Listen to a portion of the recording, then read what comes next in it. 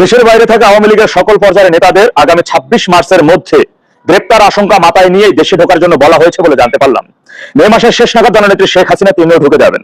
আর এই মুহূর্তে যে সকল নেতারা গ্রেপ্তার আতঙ্ক বা আশঙ্কা নিয়ে দেশে ঢুকবে না তাদেরকে কাটছাঁটভাবে বহিষ্কার করা হবে বলেও নির্দেশনা দেওয়া হয়েছে বলে জানলাম।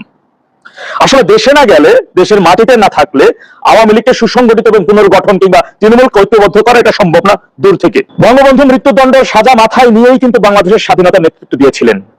তার কন্যা জননেত্রী শেখ হাসিনা মৃত্যুদণ্ডের সাজা মাথায় নিয়েই বাংলাদেশের স্বাধীনতা পুনরুদ্ধারের নেতৃত্ব দিয়ে যাচ্ছেন, আগামীতেও দেবেন ইনশাআল্লাহ।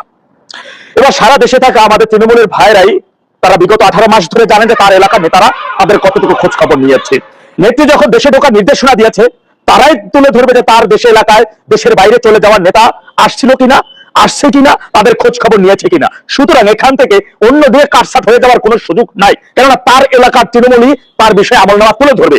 আর যে তৃণমূলের নেতা কর্মীরা সারা দেশে বিগত ডেভিল ইনুস সরকারের আমল থেকেই তার রক্তচক্ষু উপেক্ষা করে রাজপথে স্লোগান দিতে পেরেছে, তার রক্তচক্ষু অপেক্ষা করে জেল জুলুম মব সন্ত্রাসী সবচাইতে বাংলাদেশের ইতিহাসে সবচাইতে নরকীয় নির্যাতন সহ্য করে তারা রাজপথে মিছিল দিতে পেরেছে, তারা বঙ্গবন্ধুর কথা বলতে পেরেছে এবং ডেভিল ইনুসের সামনে আঙ্গুল ঝুলিয়ে প্রতিবাদ করতে পেরেছে, তারা আগামীতে তার দলের এমন সুযোগ সন্ধানী নেতার বিরুদ্ধে তীব্র প্রতিবাদ করতে পারবে। তার সাদা পাঞ্জাবি ছিঁড়ে ফেলতেও তার 2 মিনিট চিন্তা করতে হবে না বা ভাবতে হবে না, এমন সাহসিকতা আশা করি আমার ওই তৃণমূলের ভাইদের রয়েছে। আমরা জানি বঙ্গবন্ধু তার যৌবনের 17টা বছর তিনি জেলে কাটিয়েছিলেন। আজকাল অনেক নেতাদেরকেই দেখি বা বিগত দিনে দেখেছি, তারা যখন কোনো সমাবেশে বা দলীয় কোনো প্রোগ্রামে যখন বক্তব্য দিত তিনি বলতেন আমি বঙ্গবন্ধুর আদর্শের সৈনিক।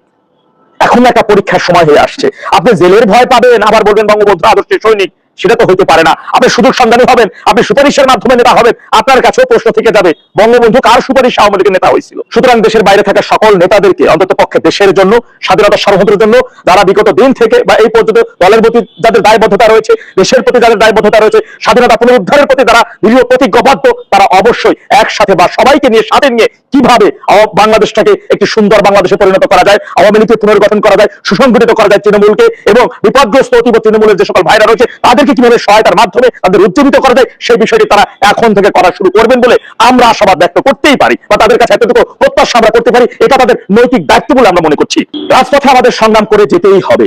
আমি শুধু সকল নেতাদের উদ্দেশ্যে এতটুকুই বলতে পারি, যে সকল নেতারা যদি নাও আসেন, মনে রাখবেন যদি সেকেরে বেটে কর্মীদেরকে ডাক দেয় তাতেই এনাফ, নেতা লাগে না। হয় কি প্রত্যেকটা জেলা পর্যায়ে 1-2 ব্যক্তি থাকা লাগে, উপজেলা পর্যায়ে ব্যক্তি থাকা লাগে ওই তৃণমূলকে একত্রিত করা, তৃণমূলের খোঁজখবরটা নেওয়ার জন্য। কারণ নেত্রীর একার পক্ষে 64 জেলা সারা বাংলাদেশ জুড়ে সম্ভব হয় না, কিন্তু নেত্রী যদি ডাক দেয় তাহলে সারা বাংলাদেশের